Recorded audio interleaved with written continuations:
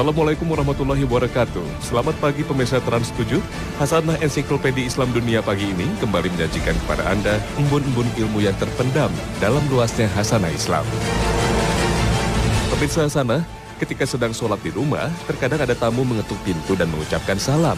Tak hanya 2 atau 3 kali mengetuk dan mengucapkan salam, bahkan terus-menerus. Mungkin karena ada masalah penting atau boleh jadi karena tamu jauh. Dalam situasi seperti ini, apa yang harus kita lakukan? Apakah boleh membatalkan sholat untuk menjawab salam dan membuka pintu untuk sang tamu? Atau ada cara lain yang dianjurkan syariat? Sholat itu tidak boleh kita menjawab salam atau kemudian kita batalkan sholat gara-gara sekedar ada tamu. Khususnya sholat itu sholat fardu yang 5 waktu. Lain halnya nanti kalau sholat sunnah, para ulama agak sedikit berbeda pendapat. Nah, dalam kasus di mana kita kedatangan tamu di rumah kita dan tidak ada orang yang menjawab salam atau membukakan pintu, sementara kita sedang mengerjakan sholat fardu misalnya, apa yang bisa kita lakukan?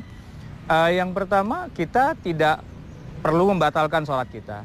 Cukup kita beri isyarat saja, sebagaimana Rasulullah SAW pernah lagi sholat, lalu ada orang memberikan salam kepada beliau. Rupanya orang itu tidak tahu bahwa beliau ini sedang sholat. Maka Rasulullah mengangkat tangannya, memberi isyarat bahwa beliau sedang sholat dan tidak bisa menjawab salam. Itu memang kejadiannya di masjid dan orangnya melihat langsung Rasulullah.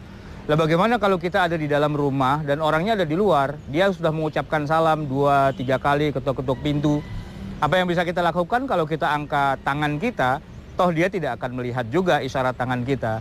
Maka kita bisa memberi isyarat dengan cara yang berbeda, yaitu kita mengeraskan bacaan sholat kita. Sebutlah misalnya diketuk-ketuk pintunya, posisi kita sedang dalam keadaan ruku.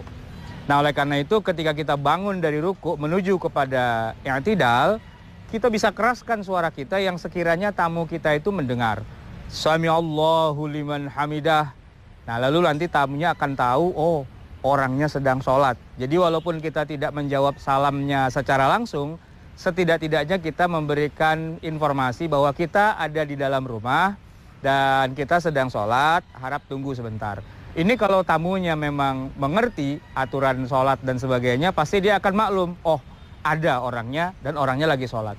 Tapi kalau tamunya mungkin agak kurang paham juga, disampaikan salam, kenapa dijawabnya Sami Allahu liman hamidah, nah ini mungkin jadi masalah tersendiri. Tapi intinya adalah kita bisa melakukan isyarat. Ya, baik itu dengan gerakan ataupun dengan suara, dan kalaupun dengan suara berarti suaranya adalah suara yang kita lakukan di dalam sholat. Artinya bukan jawaban yang misalnya kita jawab Waalaikumsalam di dalam sholat, maka itu malah akan membatalkan sholat kita itu sendiri.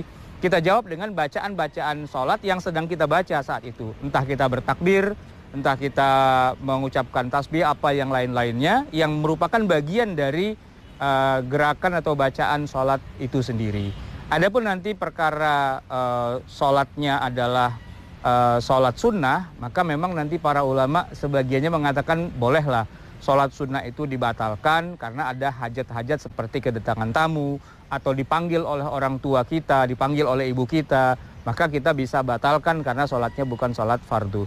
Nah, ada lagi satu cara yang juga bisa kita lakukan, yaitu misalnya kita percepat saja sholat kita. Tamu itu sudah mengetuk salam, ya, sudah mengetuk pintu dan mengucapkan salam, dan kita kebetulan lagi sholat, sebutlah misalnya sholat zuhur. Sudah dapat 3 rakaat, tinggal 1 rakaat. Nah, ini jangan dibatalkan sholatnya, tetapi ya kita percepat saja, biar sekiranya tamu itu masih ada di situ, masih terkejar lah kalau kita kemudian percepat 1 rakaat, lalu kita mengucapkan salam, dan sholat itu sudah selesai, lalu kita jawab Waalaikumsalam atau kita bukakan pintu secepatnya. Tapi intinya adalah tidak boleh membatalkan sholat fardu karena alasan ada tamu, kecuali kasusnya adalah kasus-kasus yang besar, misalnya berkait dengan masalah kematian, kebakaran, bencana, dan sebagainya, dalam kondisi-kondisi yang memang sudah sampai ambang batas darurat.